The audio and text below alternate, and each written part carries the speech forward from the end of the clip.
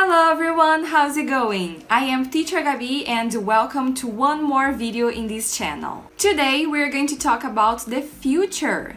Isso mesmo, the future. E esse é a parte 2 de um vídeo que eu já gravei na semana retrasada, se eu não me engano. Portanto, se você ainda não assistiu o primeiro vídeo dessa saga do futuro in English, clica no card que eu vou deixar aqui. Assiste esse vídeo que tá bem legal.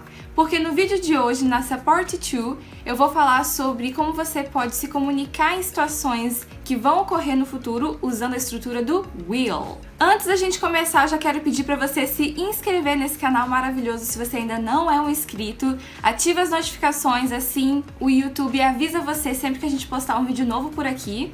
Já vai deixando seu like aqui também porque o vídeo vai ser massa. Se inscreveu, ativou as notificações e já deixou seu like?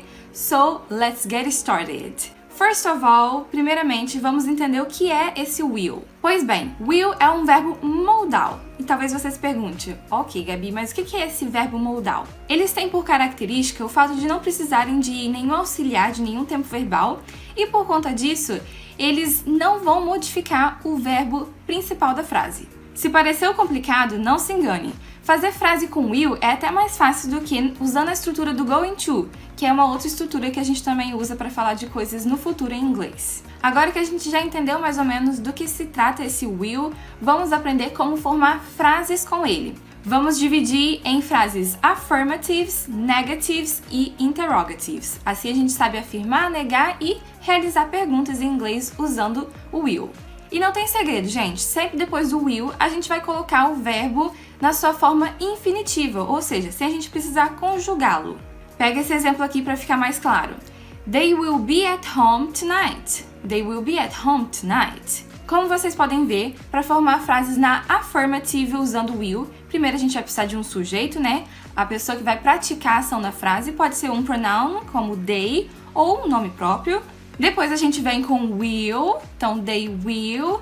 E em seguida a gente usa o verbo na sua forma infinitiva. Aqui a gente tem o uso do verbo to be. Porque o verbo to be, quando ele está conjugado, ele fica naquelas 3 formas. Am, is ou are, dependendo de cada caso. Inclusive, eu já tenho vídeo aqui no canal sobre o verbo to be, vou deixar aqui nos cards. Se você não viu ainda, vai lá assistir, tá muito legal.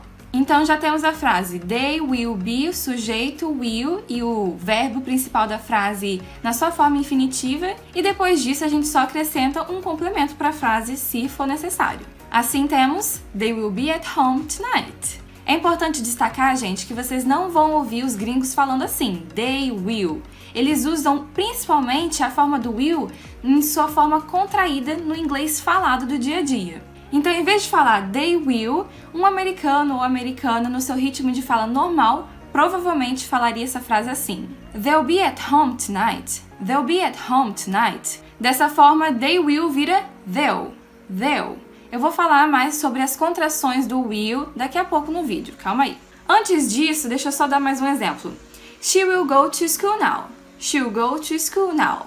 Vamos falar das contrações do will nas frases afirmativas? Vou colocar de um lado da tela a forma convencional com os pronomes da língua inglesa e do lado eu vou fazer um comparativo com a forma contraída que a gente ouve principalmente no inglês falado e que você pode ouvir bastante também em filmes, séries para poder comprovar isso.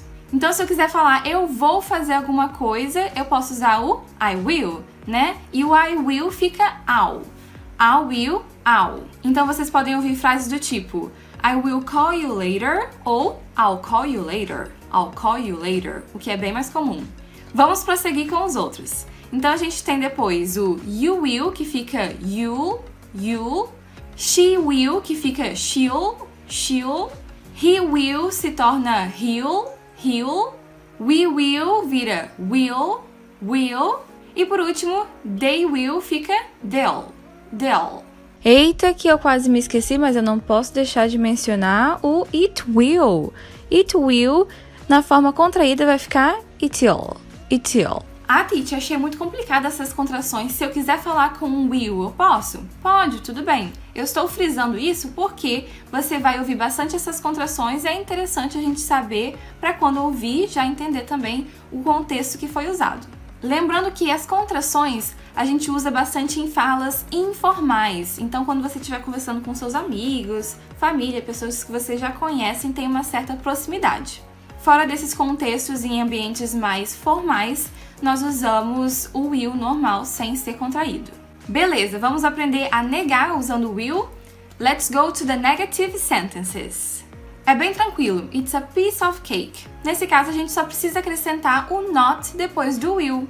For example, I think I will not travel this weekend. I think I will not travel this weekend. Temos também como usar contração em negativas. Nesse caso, a gente vai juntar o will com o not e fica won't. Naquele exemplo que eu dei, ficaria I think I won't travel this weekend. I think I won't travel this weekend. Portanto, o will not virou won't. Won't. Já vimos as affirmative e negative sentences. Vamos aprender agora como formar questions in interrogative sentences. Lembra que no começo do vídeo eu tinha falado que para verbos modais e o will era um deles, a gente não vai precisar usar auxiliares? Por conta disso, a gente só tem que mudar a posição do will na frase e ele fica antes do sujeito para formar uma pergunta. For example, who will help me wash the dishes? Who will help me wash the dishes?